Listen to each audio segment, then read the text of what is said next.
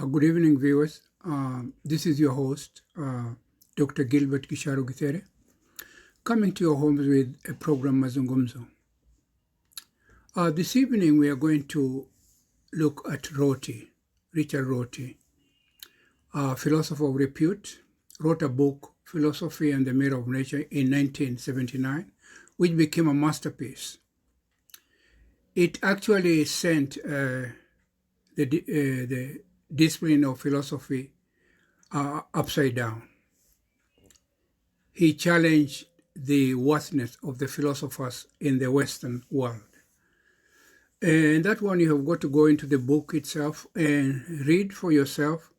This is just an analysis of a chapter where he covers so ably the importance of language as it pertains in acquisition of knowledge. And he picks a very simple topic. He picks the people without minds as the title of the chapter. You can imagine the people without minds.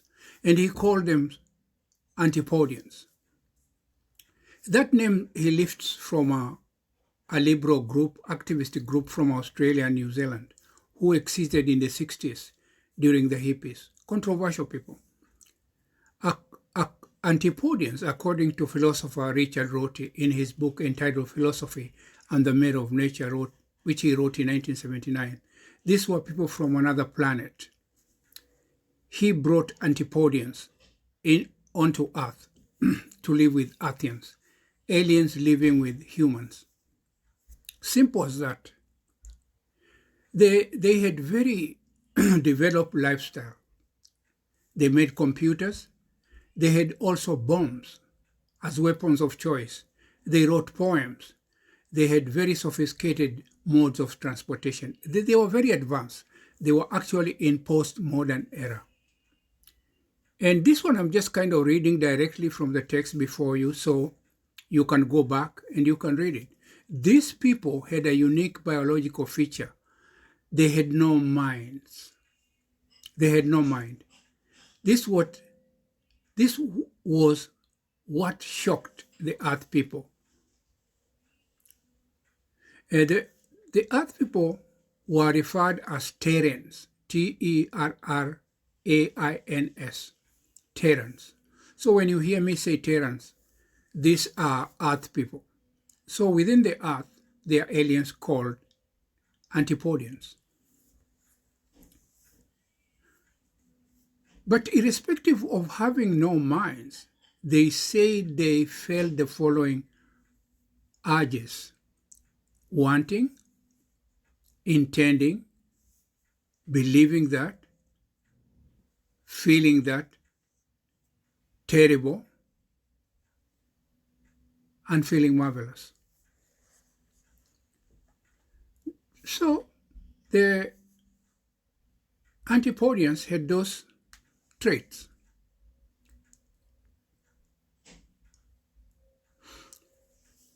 The Antipodeans had beliefs and they were aware of being knowers. They knew things. They were knowledgeable. They especially knew they had moods, and especially about their robots and towards their pets. Also, they say they had moods against themselves. Yeah, because normal human beings, they're always questioning themselves.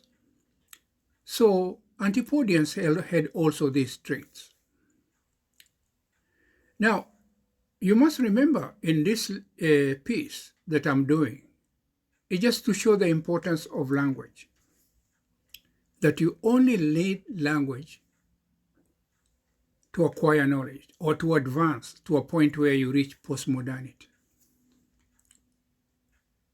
Knowledge is inherently in the environment of man. And in bettering his life, when he has a language, he can acquire great sophistication in the way he lives and the kind of technology he has for himself. So, Antipodeans who had no minds, and you know how important minds are in the philosophy of the West. Descartes, we think, so we are, using our minds. So this is what Rorty is getting at. And also you must also think about the indigenous people, the colonizers, because Rorty is trying to show that the indigenous people left by themselves, they were going to actually develop, better their lives, not using foreign languages like English, French, German, and many, many other foreign languages, Dutch, of the colonizers of Africa and other parts of the world. They were going to be able to develop to catch up with post-modernity. A good example, the Chinese use their own languages, and you can see they have caught up with everybody. They are even taking satellites to outer space, and their technology is very advanced, just using their own languages. So language is the only thing you need to develop. Antipodeans also had they considered themselves special. They considered only Antipodeans were persons, meaning that they looked at us humans as less people. So Rorty is trying to show that once people have a language, they're proud of themselves.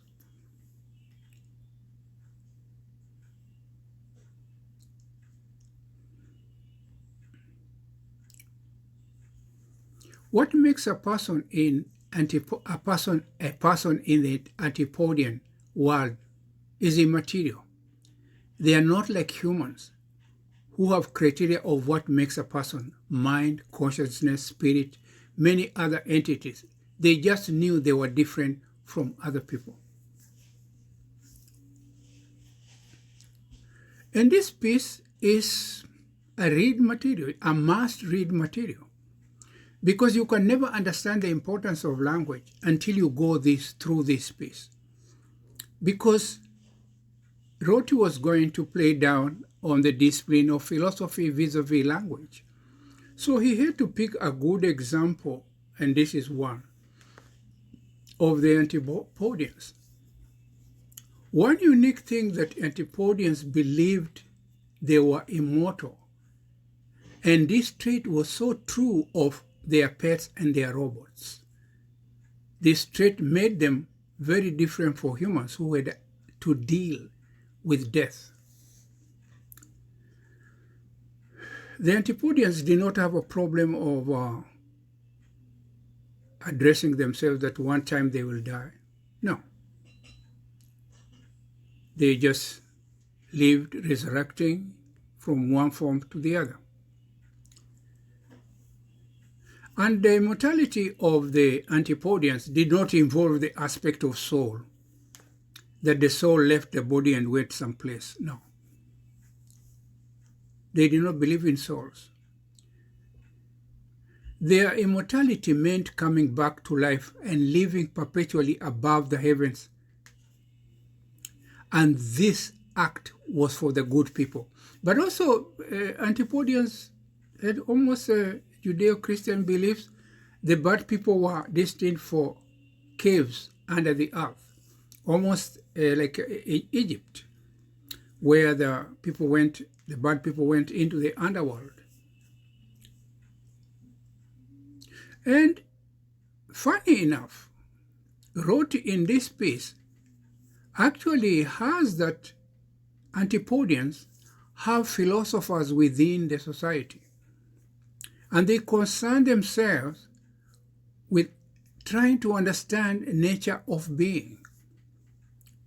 They also tried very much to understand the supreme being.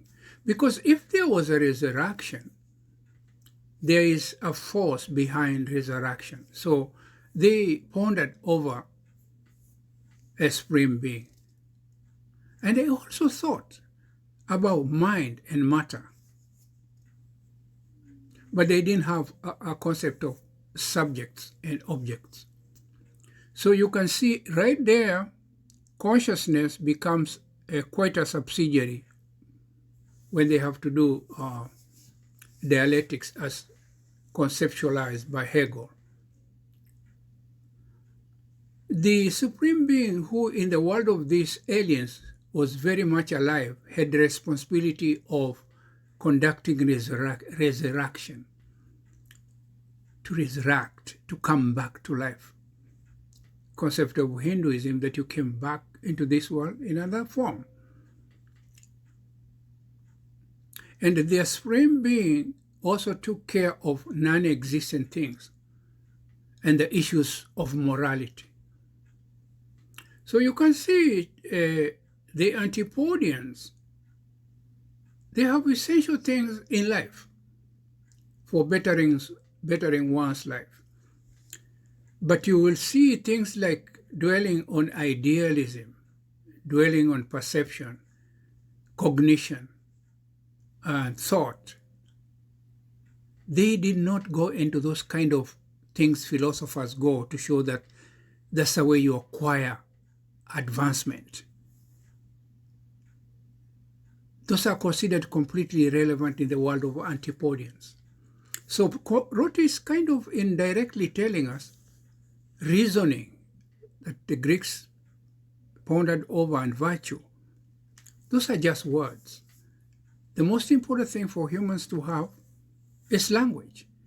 And you will advance to any levels of technology, let's say quantum physics, algorithms. All these things were possible just through language. He also tells us philosophers from the Antipodean world, they involve themselves in the subject of skepticism, but they do not believe in ideas and perception and the existence of perception. So they were not Kantians. They did not believe in this acquisition of knowledge where you go from a perception, you come to intuitions, notions, concepts, ideas, thoughts, language, experience, observation. Might be experience and observation because they were positivists, logical positivists, like Frege, Carnap, Wittgenstein, Oman van Quine.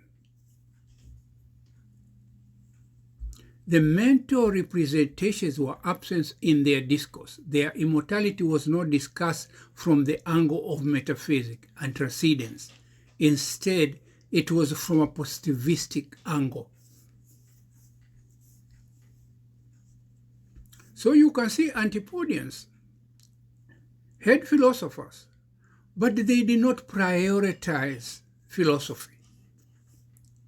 And Rorty is telling us why. He's actually showing in this chapter, as he trashes philosophy and trashes philosophers in the Western world, the position they have given themselves when it comes to acquisition of knowledge was all not true.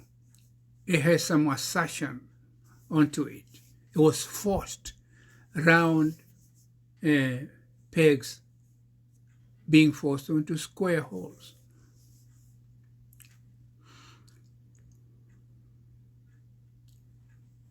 What was common between these aliens and us, humans, was language, life, technology, and philosophy. So that one I say. So we are seeing the respect Rorty gives to language is coming out clearly in this piece of the Antipodeans. But one aspect, and to note here, is that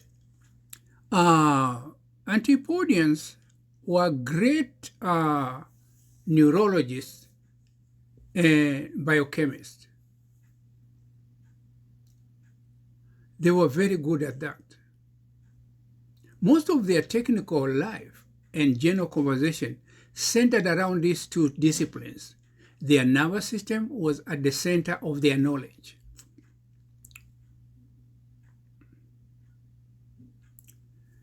If a child near the fire, it could burn, the people said he will stimulate his C fibers. So you can see here, Rorty is playing about with algorithms, because this is how you write a program that you feed into a software. Relations of things. Relationship is the most important thing when it comes to computer science. Conversely, the visual illusions were referred to as how odd. It caused neuronic bundle, and it went with the G14, and they were called quivers.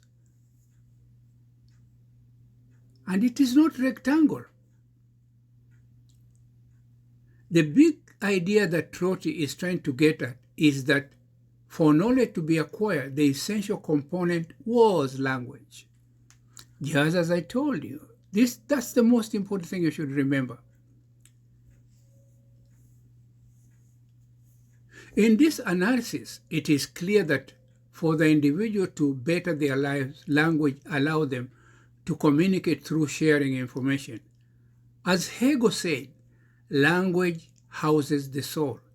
Hegel went on to say that self understands the depth of itself through the media of language. So, although Hegel emphasized consciousness, but he kind of realized that the core spirit in existence is language. Hegel went on to say that language is self-consciousness, and this ties up with all members of community. The individuality of this self-consciousness is universal.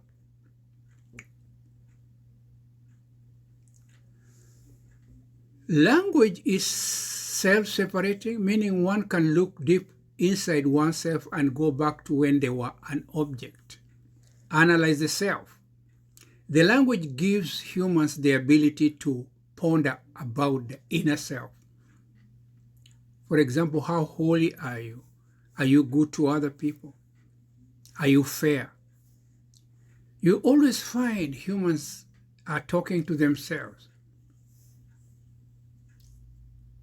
And that is a very important aspect, that humans should be able to address themselves through language and sharing information.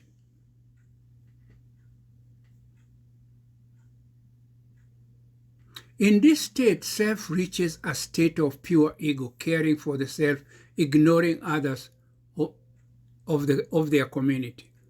Because once you become completely engulfed on heuristic values, thinking about yourself, you forget the duty of looking and taking care of your brothers. And humans are like that. Sometimes they want everything for themselves.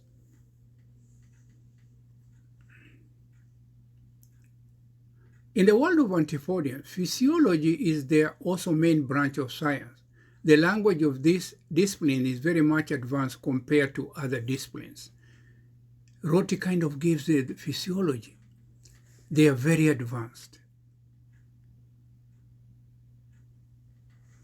And their neurostates in physiology had very elaborate terms, very elaborate language, depth, showing they almost were at the level of the nano technology. One of the neurostates that was well developed in the Antipodian world was the one referred as S296. So you can see people are advanced in sciences, but they use completely different language and terminology. They are literally using symbols, numbers, and alphabets, just the way the URL in the computer world of writing the software, HTTP. And this S296 was connected with putting out milk bottles. So that is for the people who sold milk to neighbors. Is one of the terminology. They were very, very keen about. People who did business of milk. Another common neurostate of these aliens is the one which bore these alphabet numbers G412.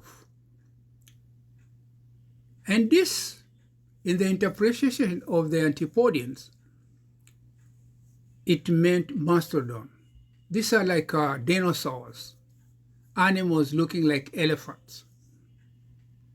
So they cared for wildlife, the Antipodeans. They were very, very caring of animals in the wild.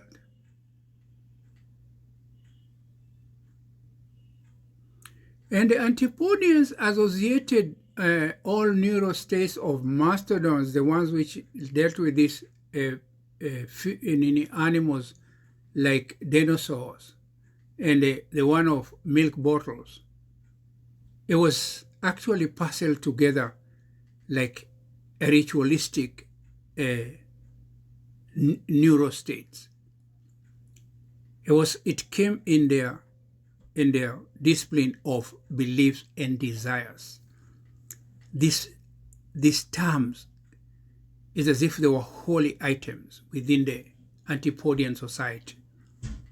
So you can see the religious and the spiritual side of the Antipodians is brought out by Rorty in a very clever way. He's not using philosophy. They have philosophers. And they are stated they have no minds. But these people are so advanced. They have very fine aesthetic values. They have beliefs and desires.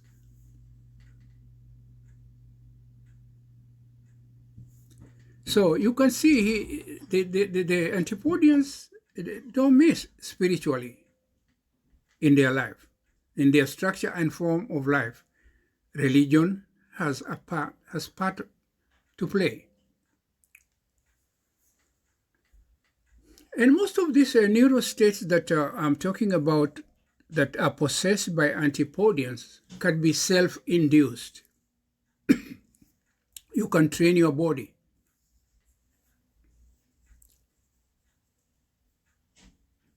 They were even experts in inducting neurostates onto themselves. You're practicing, let's say, yoga. It's a quality that the Antipodians had.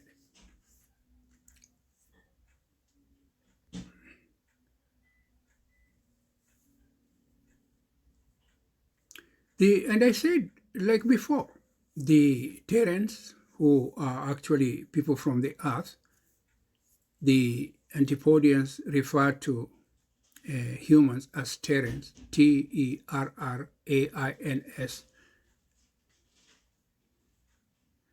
The Antipodians, as I said before, they have no concept of mind. And as I said, the name Antipodians, Rorty lifted it from a group in New Zealand and Australia during the 60s, hippie activists who were very pro climate change. So you can see the Antipodians had neurologists and biochemistry. But they were mesmerized by how much the Antipodians had acquired knowledge in these two fields.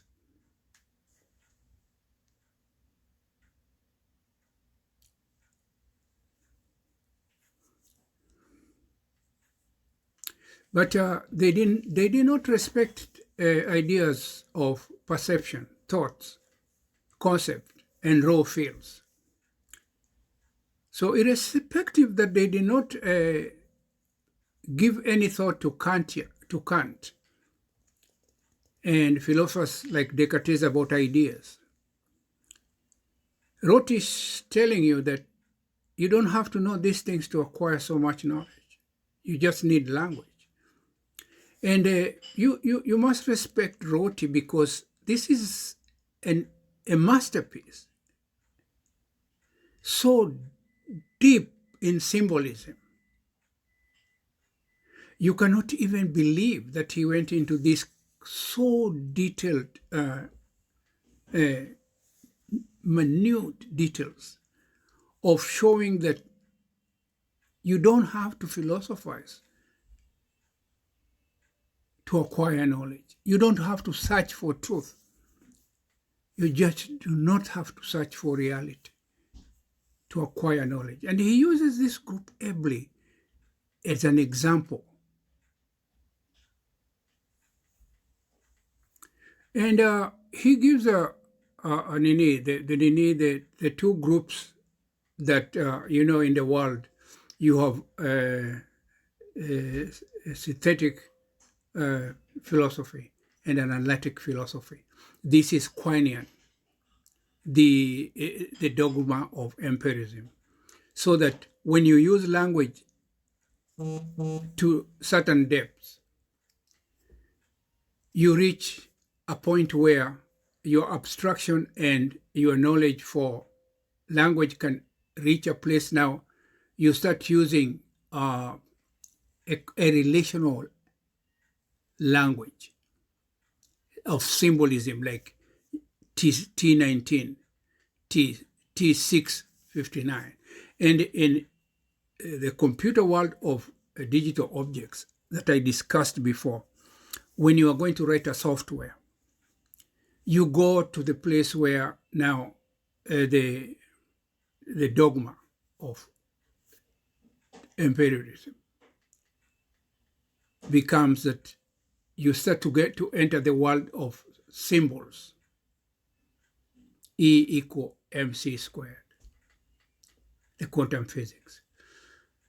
And the Antipodeans were quite good in those areas. The Terence philosophers visiting Antipodeans were divided into two groups: those who believed philosophers had a responsibility of seeing that knowledge was sought for the purpose of giving significance to objects that they studied or scrutinized. The second group believed they were in search of truth in all the objects they were scrutinizing. So you can see there are theorists who believe we are doing this for the search of truth. But there's this group which uses mathematics and uses sciences. It believes it is going to solve issues irrespective of searching for truth. It is like Thomas Kuhn.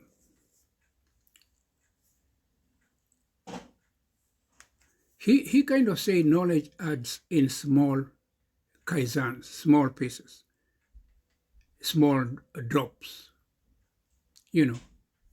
paradigms, shifts. And one replaces the other one, or it builds on what was there before.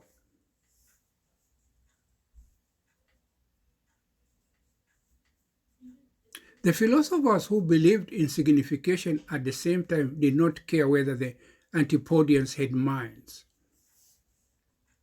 So you see, even on earth here, there are groups that idealism doesn't sell so much to them. Carnap, Wittgenstein, Oman van Quine, Frege, even people like Dewey and Whitehead. These are philosophers also who do not contribute very much in that philosophers are deeply in search of truth.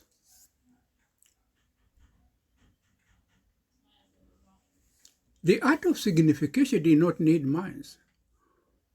What was essential in this discipline was having a language which strived to discourse the mode of being in the world. Humans and the Antipodeans included were involved in bettering their lives in whatever environment they found themselves. Human beings by nature are always in a struggle of trying to better their lives. They are not searching for truth. They are trying to better their lives. For example, if they're collecting water from a river, they want to make it as smooth and as efficient as possible so they can utilize all the water they get from there. The irrigation method is the best. When they build a house, it's going to accommodate them during cold season, rainy season, in the best way possible. They're always striving. When they grow food, they're going to get more maize, they're going to get more beans if they plant using fertilizer and the best methods of trying to see they do not allow insects, pests to feed on their maize. So you can see the aspect of bettering one's life is always discussed using language. And communities discuss and they pass knowledge to one another of how best to do it. They teach their children how best to do things so that their life remains improving day by day and it will never stop. They're going to live a better life just using language, information, and communication between people. Now, another aspect that comes in here is consensusism, conscience, agreeing that this is the best way to do things. Even Hegel brings that subject.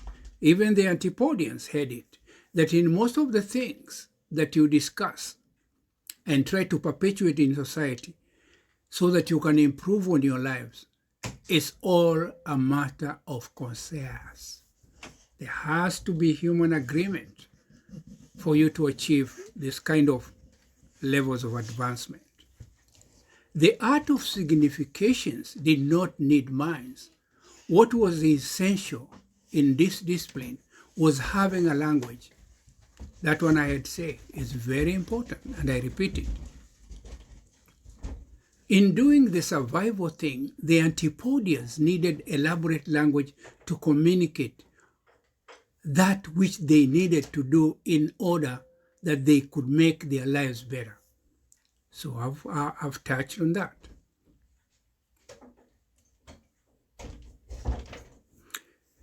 The people, they never dwelt on things like epistemology, the nature of knowledge, or a person as a spirit. This meant in the development of consciousness, the self was still at the universal position of pure consciousness, far away from the development of self-consciousness. So you see, I became Hegelian a little bit.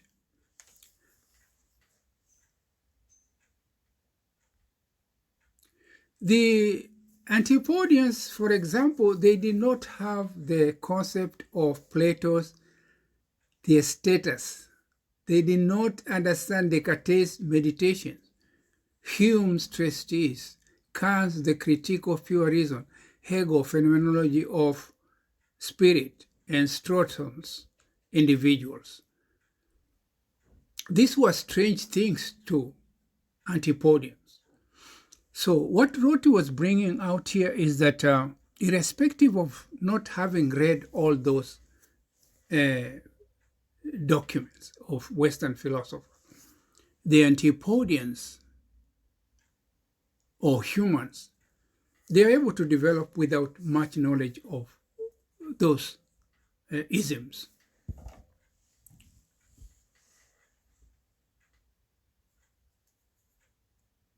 But you see, most of the people, the philosophers, the way they looked at indigenous people, you can see they tried very much to see if they had minds. They were so concerned. And if what they valued in culture tallied with theirs. But you can see the Antipodeans, they don't even have a concept of perception, a concept of thought, the way the Terrans or the Athenians had. So Rorty here arrives at a point where he's kind of showing you don't have, your language don't have to agree completely that when I have this, you have this. When I have perception, you have perception. when you use thoughts, I have thoughts in my language. If you have intuition, these guys have intuition. No. That kind of arrangement of the rubric that this is what you need for you to develop, as stated in the Western world, Rorty negates that completely. And he keeps on emphasizing on the importance of language.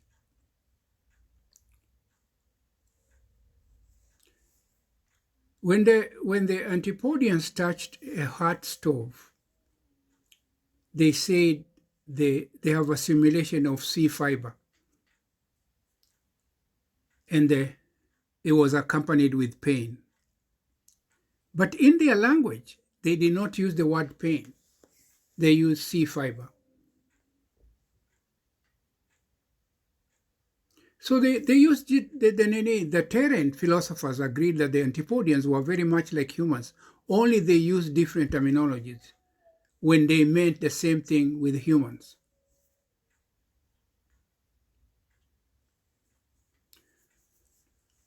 So here he is trying to show you that the humans, the philosophers, when they went to the developed world, they were looking for similarities.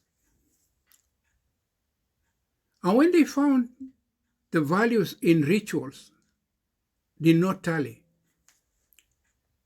they destroyed them completely. And they wanted to force that if these people don't know Descartes, they don't know Hume, they don't know Hegel, they don't know Aristotle, they must be primitive. So in this masterpiece, Rorty destroys all those facts. You will allow me to kind of stop at this point. We're going to continue with this subject in depth. But Rorty does a very, very good job. Very, very, very elaborate, good analysis of how language is so important when it comes to acquisition of knowledge. Until we meet again, this is your host, Dr. Gilbert Gicharu Githere saying, ciao, ciao.